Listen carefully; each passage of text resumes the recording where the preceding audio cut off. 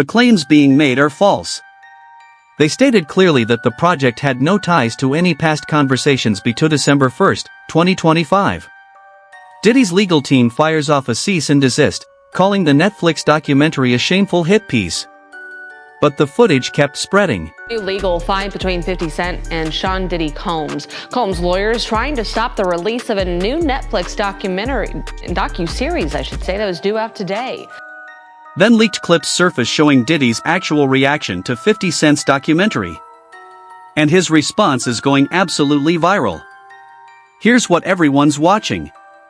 December 1, 2025, one day before Netflix was set to premiere their explosive documentary series about Sean Diddy Combs, his legal team made their move. A cease and desist letter landed on the streaming giant's desk with one clear demand. Take down Sean Combs, The Reckoning immediately. New legal fight between 50 Cent and Sean Diddy Combs. Combs' lawyers trying to stop the release of a new Netflix docu-series, due have today. The legal team didn't hold back. They called it a shameful hit piece. They accused Netflix of something even more damaging, using stolen footage that was never authorized for release. Now Combs' lawyers are demanding Netflix pull the series, threatening legal action, claiming Netflix is using stolen footage that was never authorized for release as part of what they call a shameful hit piece. Then there's the Harlem footage. The documentary shows Diddy out in his old neighborhood, greeting fans, taking pictures, playing the part of the beloved mogul. But what happens immediately after tells a different story. I need some hand sanitizer. Hold on, I've been out in the streets amongst the people. Yeah, I gotta take a bath.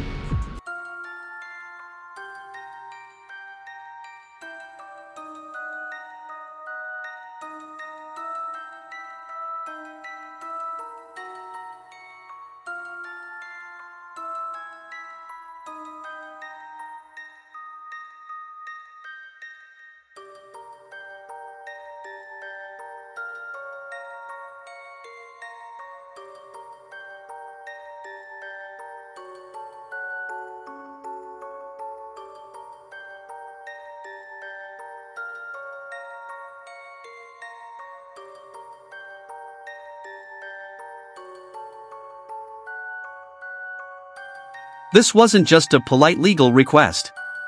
This was a declaration of war. But here's where it gets really interesting. The footage they're talking about, it shows Diddy himself 6 days before his September 2024 arrest having what should have been private conversations with his lawyers.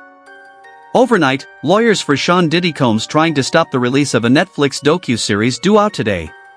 A new legal fight between 50 Cent and Sean Diddy Combs. ABC's Hannah Battah explains what it means for a new Netflix documentary about Diddy. In interviews, he played it like a journalist protecting a source, but he did hint that being part of hip-hop culture meant things surfaced faster. People in or around the culture would naturally come to him before going elsewhere. I figured most journalists would not disclose their sources. The recordings give viewers an intimate look at Combs' mindset ahead of his criminal trial. We have to find somebody that'll work with us that has dealt in the dirtiest of dirty business. Diddy spokesman Judah Engelmeyer went straight to TMZ with his version of events. According to him, Netflix relied on stolen footage that Diddy had been recording himself, not for them, for his own documentary. Footage he'd been collecting since he was 19 years old, meant to tell his story in his own way. Decades of material, all captured to control his own narrative. Now, Netflix was allegedly ripping that private footage out of context. But the real bombshell, the legal team claimed this footage included conversations with his lawyers that were never intended for public viewing. Attorney-client privilege caught on camera. I am going to let you professionals look at the situation and come back to me with a solution. It also includes video of Combs greeting fans in Harlem. Off. The footage shows Diddy making demands, talking about finding people who've worked in the dirtiest of dirty businesses. He's strategizing, venting, admitting they're losing. These aren't conversations meant for public consumption.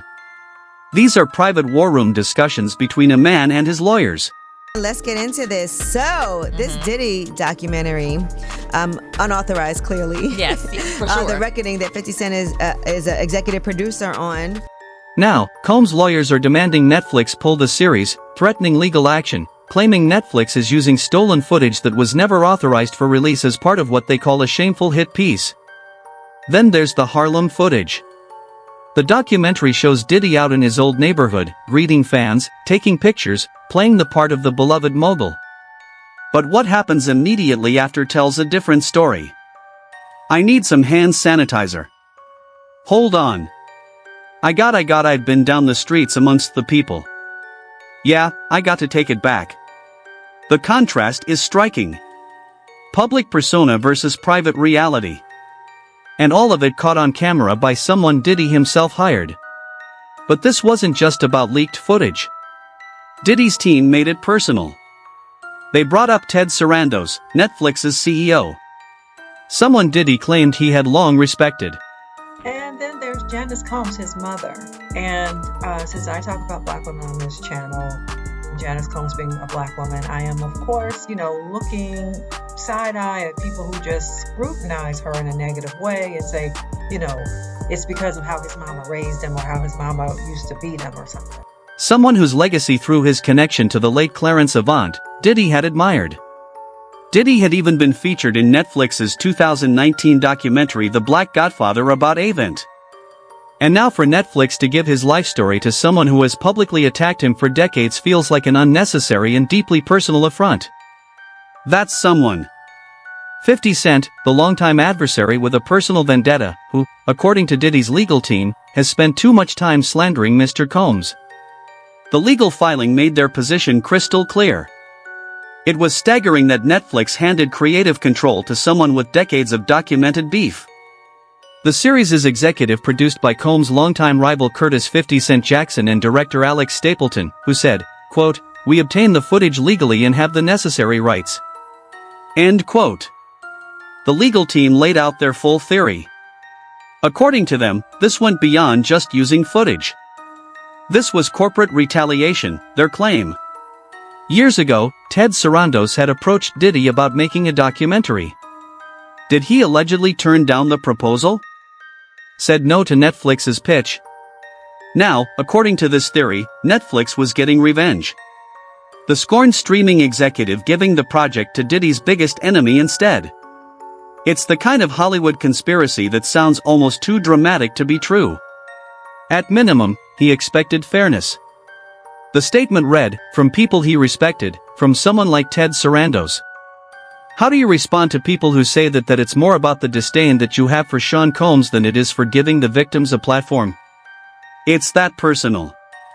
The legal team's full statement pulled no punches. If Netflix cared about truth or legal rights, it would not be ripping private footage out of context. Material that was never meant for public consumption. Their legal arguments centered on one point. Fundamentally unfair and illegal for Netflix to misappropriate that work. But how did this footage even exist? According to Diddy's team, he had a videographer following him during the federal investigation, recording everything. He was planning to tell his story eventually in his own way when the time was right. Then someone from his inner circle allegedly leaked or sold the footage. The betrayal came from within. The cease and desist was just the beginning. Diddy's lawyers made it clear they were ready to escalate. As you are undoubtedly aware, Mr. Combs has not hesitated to take legal action against media entities and others who violate his rights, and he will not hesitate to do so against Netflix. This isn't an empty threat. Diddy previously filed a $100 million defamation lawsuit against NBC Universal over a Peacock documentary called Diddy, The Making of a Bad Boy. As of December 2024, no lawsuit had been filed against Netflix yet, but the threat was hanging there. Netflix didn't blink. Their response came swift and definitive. Sean Combs and Netflix. The Ted Sarandos revenge theory denied. The footage legally obtained. Director Alexandria Stapleton provided more details to Tudum. It came to us. We obtained the footage legally and have the necessary rights. She explained they moved heaven and earth to keep the filmmaker's identity confidential. She pointed out something everyone already knew. One thing about Sean Combs is that he's always filming himself. And it's been an obsession throughout the decades. I mean, you know, you're talking about a man who films himself doing everything and has for decades. I think he wanted someone to be behind the scenes with him. Here's the part you need to know about Kirk Burroughs, the part that complicates everything. He says Kirk Burroughs has been suing Sean Combs since 2003. Does that mean Kirk's lying about the slap? Maybe. Does it mean he has financial motivation to embellish or fabricate? Absolutely. But it also doesn't erase what he claims he saw that day in the hotel. You seen him taking IVs with his mother, and they're saying, like, this is what was happening allegedly after one of their freak-offs. His mother right by his side. The documentary team even claimed they had reached out to Combs' legal team multiple times for an interview and comment. Radio silence, no response. Now, after the footage was released, suddenly they had plenty to say. Netflix full statement doubled down. Curtis Jackson is an executive producer but does not have creative control. No one was paid to participate. That last line matters. Diddy's team had alleged that 50 Cent paid people to appear in the documentary and say negative things. Netflix says that's false. 50 Cent, meanwhile, stayed coy about his sources. When pressed about how he obtained the footage, his response was classic. I figure most journalists would not disclose their sources. He wasn't revealing anything. Not the source, not the method. A new illegal fight between 50 Cent and Sean Diddy Combs.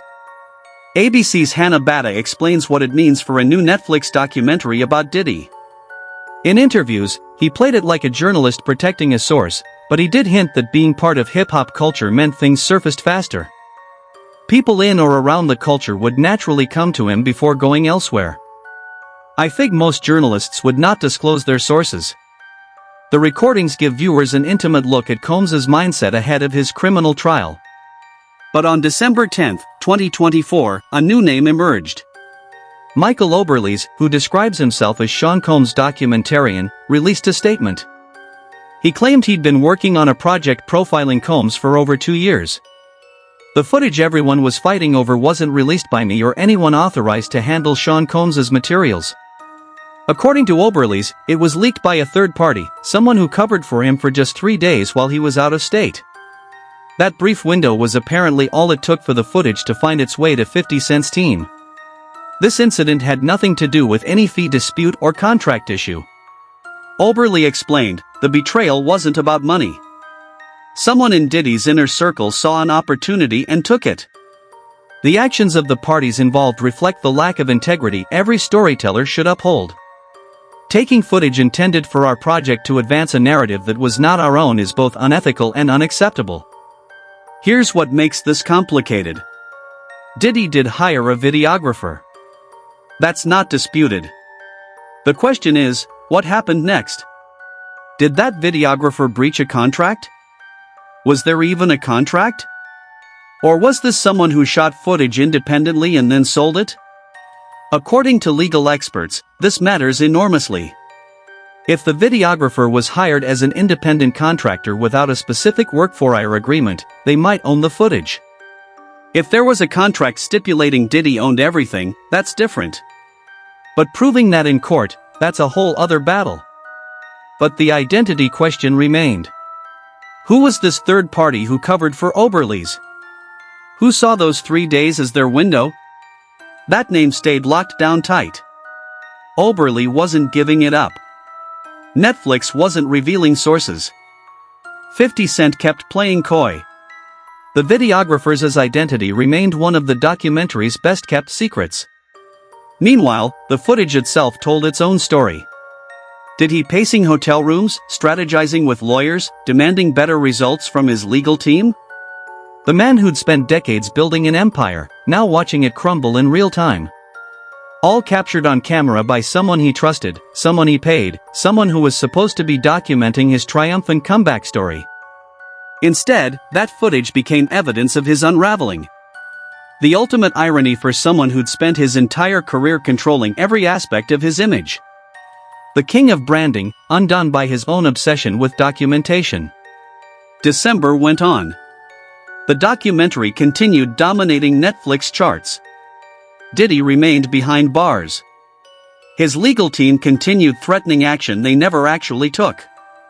And somewhere out there, the person who made it all possible by handing over those 3 days of footage remained anonymous. The betrayal was complete. The documentary was out. The footage was everywhere. And Sean Diddy Combs' own cameras had captured the evidence that helped define his downfall. While lawyers fired off cease and desist letters, Diddy's mother, Janice, stepped forward, determined to tell her side of the story and defend the family name. December 6, 2024. An 85-year-old woman sits down to write what might be the hardest statement of her life. Janice Combs, Diddy's mother, is breaking her silence on the Netflix documentary that's tearing her family apart. And let's get into this. So, this Diddy documentary, unauthorized, clearly. Yes, for sure. The reckoning that 50 Cent is his executive producer on. I am writing this statement to correct some of the lies presented in Sean Combs. The reckoning, she declares to Deadline. The documentary dropped December 2nd. Executive produced by 50 Cent and Janice isn't holding back. These inaccuracies regarding my son Sean's upbringing and family life is intentionally done to mislead viewers and further harm our reputation, not mistakes, deliberate lies. She claims the family's name being destroyed piece by piece. Now, one of them is Kirk Burrows' allegations that Well claims that he firsthand saw Diddy slap his own mother. The documentary paints a disturbing picture. Tim Patterson, Diddy's childhood friend, gets interviewed. The claims he makes are chilling. He describes witnessing Janice give young Sean beatings that went beyond discipline. His beatings made me scared. Patterson recalls in the doc when he got his beatings. It wasn't a joking thing. Damn, I hate thinking about that. I don't know that there is anything new. Well, maybe there are. There's a couple new things that I learned about from this documentary. And I guess I could have gone to my grave without knowing them, but anyway, here we are as a society. The documentary doesn't just stop at physical discipline. Patterson describes Diddy's household as something out of a movie. In Sean's household, you'd start to see all the stuff you saw in the movies. He claims Janice knew how to throw a party, and the parties were packed. Remember, Did's father, Melvin Combs, was a major drug lord. Friends with Frank Lucas, the real American gangster, murdered when Diddy was only 3 years old. Patterson alleges these parties had pimps, pushers, liquor flowing. Young Diddy exposed to an adult criminal world. The environment allegedly shaping his entire perspective on parties, power, control. And then there's Janice Combs, his mother. And since I talk about black women on this channel, Janice Combs being a black woman, I am of course, looking side-eye at people who just scrutinize her in a negative way. It's like, it's because of how his mama raised him or how his mama used to beat him or something. But Janice fires back with her own narrative. I was a single mother raising my son.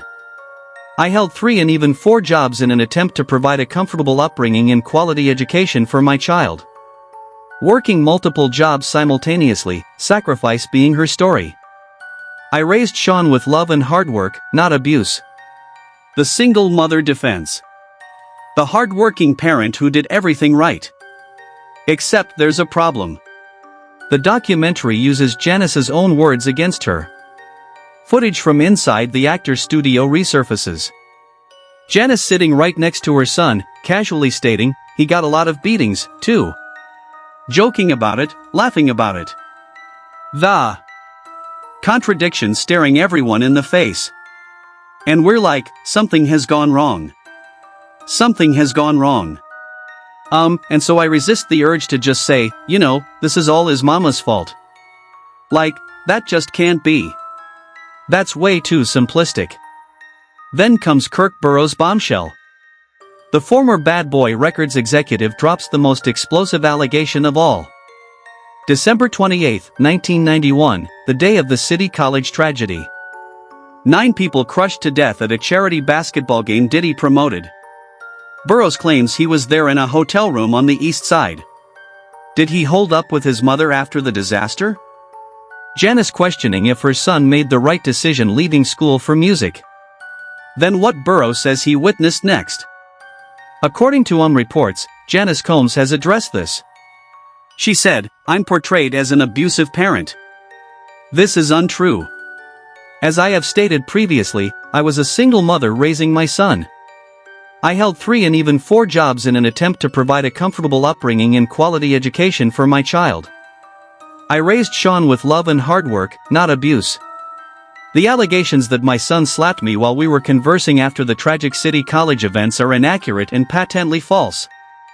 I saw him put his hands on her, call her a __, and slapped her." Kirk's detailed account, physical violence against his own mother, verbal abuse included. The pattern starting early, he suggests Janice's response is immediate and forceful.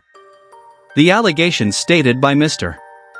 Kirk Burrows that my son slapped me while we were conversing after the tragic City College events are inaccurate and patently false. Calling Kirk a liar directly, that was a very sad day for all of us. If you guys don't remember, Jean D talked about this already. But she doesn't stop at denial. Janice goes on the attack. For him to use this tragedy and incorporate fake narratives to further his prior failed and current attempt to gain what was never his bad boy records is wrong, outrageous, and past offensive. She's claiming Kirk wants ownership, that he's lying to get the label, that this is all about money and revenge. Here's what complicates everything. Kirk Burrows has been suing Sean Combs since 2003. The original lawsuit claimed that back in 1996, Combs stormed into his office wielding a baseball bat, forcing him under threat of violence to sign over his 25% stake in Bad Boy Entertainment. Kirk's been fighting for over 2 decades to get back what he says was stolen from him. But here's a part you need to know about Kirk Burrows, the part that complicates everything. He says Kirk Burrows has been suing Sean Combs since 2003. Does that mean Kirk's lying about the slap? Maybe. Does it mean he has financial motivation to embellish or fabricate? Absolutely. But it also doesn't erase what he claims he saw that day in the hotel. You seen him taking IVs with his mother and they were saying like this is what was happening allegedly after one of their freak-offs. His mother right by his side. The beautiful son defense comes next. Sean has been a beautiful son, always ensuring that I was cared for and vigilantly managing my medical care. At 85, she needs medical attention. Diddy providing financial support, taking care of his mother, the good son narrative being pushed hard. Janice ends with a demand. I am requesting that these distortions, falsehoods, and misleading statements be publicly retracted. Wanting corrections, wanting apologies, the family's honor at stake. Netflix hasn't budged. A spokesperson already responded days earlier. This is not a hit piece or an act of retribution. Curtis Jackson is an executive producer, but does not have creative control. No one was paid to participate. Let's see what it says here. It says Shondanda DeYoung's mother, Janice Combs, has publicly responded to the new Netflix docu-series about her son. Janice claims that the series contains lies and inaccuracies about Sean and his upbringing. The truth. Janice was there through everything. Manhattan courtroom almost every single day of that 2-month trial, summer 2024. Trafficking charges, racho charges, the freak-offs, the drugs, the violence, the money, supporting her son through it all. The loyal mother till the very end. She last saw him about 10 days before Thanksgiving 2024, visiting Fort Dix FCI in New Jersey, where Diddy now sits imprisoned, sentenced to 4 years in October after being found guilty on 2 counts. Transportation to engage in prostitution. Expected release date June 2028. While Sean Combs is in a federal prison, that part isn't in dispute. He's at FCI Fort Dix in New Jersey serving 50 months after being convicted on 2 counts of transporting individuals across state lines to engage. But the documentary isn't just rehashing court transcripts. It's asking a different question entirely. Not what did he do, but why? How does someone become capable of the things prosecutors proved in court and that we in particular parties, right? We're told that there were a lot of parties with a lot of stuff going on at those parties and he was a little boy. Nature versus nurture, the oldest debate in psychology, and 50 Cent's documentary plants its flag firmly on one side. The environment shaped the man. The home created the monster. The mother's choices echo in the son's crimes. Except Janice Combs isn't accepting that narrative. Not quietly. Not gracefully. But did I deny it? Did I act like I didn't know? Yeah. You know why? Because anything that could hurt this, I'm going to war with this. So, what's the truth? Is Janice a single mother who sacrificed everything now watching her son's enemies destroy his legacy? Or does the documentary reveal uncomfortable truths about the environment that shaped one of hip-hop's most controversial figures? He said he never witnessed Diddy physically doing something to someone like that because he would have checked him, but he heard the stories. The truth probably lives somewhere in the messy middle. Janice Combs worked multiple jobs that's documented. She provided opportunities. Private school, Howard University, the foundation for success. But Tim Patterson's memories, Kirk Burrows' allegations, the inside the actor studio footage of Janice herself joking about beatings, those exist too on camera in the documentary, available for anyone to watch and judge. 50 Cent isn't backing down. The documentary stays up. The allegations remain. And Janice Combs' statement, powerful as it is, can't erase what millions have now seen and heard. Your ex is the reason why you being harassed. Your ex is the reason why your son is the way he is. He not wrong, and right. He kind of right. We all talk about this because of your ex. The Combs family wants retractions. They want apologies. They want their reputation restored. But in the court of public opinion, with Diddy behind bars and witnesses on camera, that might be the one thing even all of Janice's love and loyalty can't buy back. What's undeniable is this: the woman who sat in that courtroom every single day supporting her son, who visits him in prison, who issues statements defending his upbringing, she's not going anywhere. The loyalty remains unshaken. Whether that loyalty protects her son's legacy or further damages it, that question doesn't have an answer yet. Not while the appeals are pending. Not while civil cases keep mounting. Not while that release date in June 2028 still feels like an eternity away. Janice Combs wanted retractions. She got headlines instead. She,